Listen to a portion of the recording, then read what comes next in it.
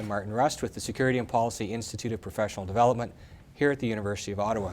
My guest this afternoon is Phil Lagassé, Associate Professor of Public and International Affairs here at the University.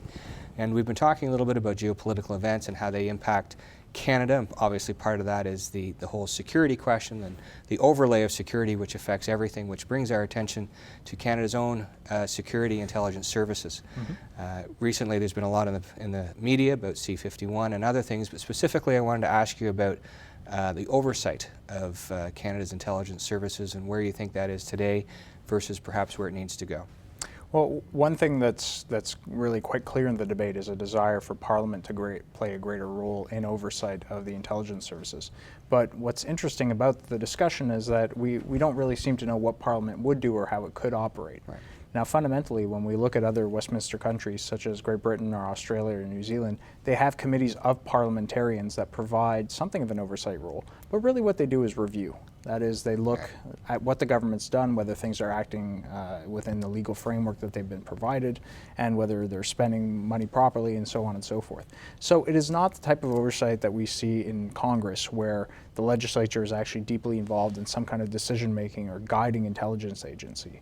So the debate in Canada seems to have almost an idealized vision of what legislative review of intelligence agencies would actually look like. So what we first need to realize is what exactly would we want Parliament to do that other bodies might be able to do better. And one of those bodies would be the Security Intelligence Review Committee. Now, the budget for that organization has now been increased in the 2015 budget, and potentially that might be the better way to go, because that body does provide what we might call more robust review capability within the executive, a role that maybe parliamentarians might not be able to accomplish. And that's today where the vast majority of oversight exists of those intelligence services in Canada, correct? That's right, but we also have to bear in mind the role of the judiciary. Now, this is oftentimes cast as a minor part of what some of the security intelligence community does, but in fact it is quite significant that you do have judges that do need to sign off on certain activities that Canadians might be less comfortable with.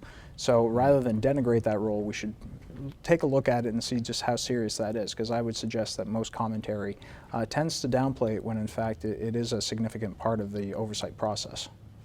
And most people, I think, would wonder at some level, how much does oversight impair their ability, the intelligence services' ability, to actually do their job? And where do these two things collide? Well, I think this is the important distinction between oversight and review.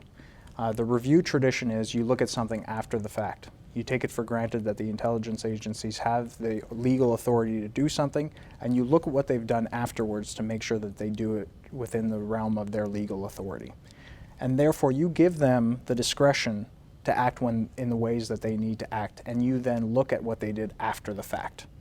Oversight is a much different type of role, where you're acting almost as a veto on what they're doing. And in those cases, you can have situations where you're impeding their work. And this is, I think, where the debate lies.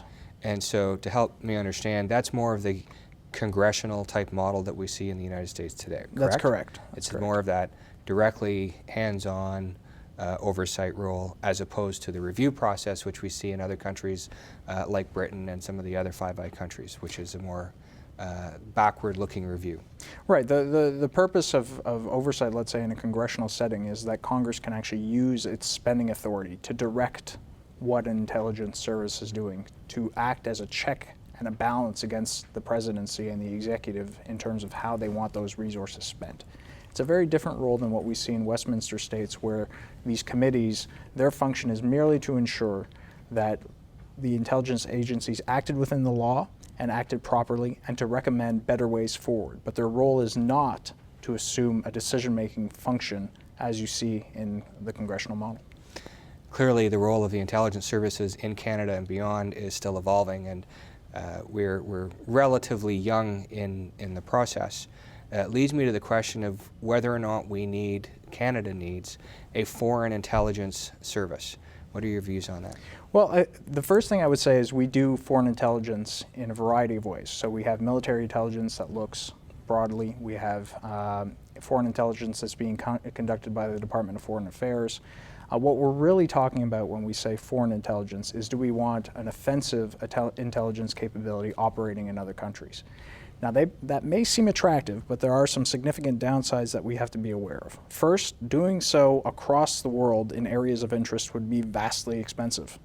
And chances are we would not want to spend those resources currently because we don't really know where we would want it directed. That's the big challenge, is where exactly would you want that intelligence agency to operate, and are you getting it right? So who knows, if you had asked in the 1990s whether or not Afghanistan would be a vital area for us to have clear intelligence about, we would have failed in answering that question at that time. So when you're looking at, does Canada need a foreign intelligence service, where would we want it to operate? Perhaps in certain regions where we have economic interests, perhaps in certain regions that we assume may have some instability. But if we're going to do more than simply looking at open sources and looking at diplomatic type of intelligence and military intelligence, which we're already doing, we would be undertaking a more offensive role. And the question for Canada is that really something we need to be doing? What would we be getting out of it? And I remain somewhat skeptical that that's a capability that we require at this point. And so that debate will continue, and certainly Indeed. one that we will continue to explore here at the Institute. My name is Martin Rust, and I'm with the Security and Policy Institute of Professional Development here at the University of Ottawa. My guest this afternoon is Philippe Lagassé, Associate Professor of Public and International Affairs here at the University of Ottawa. Thank you, Phil. Thank you.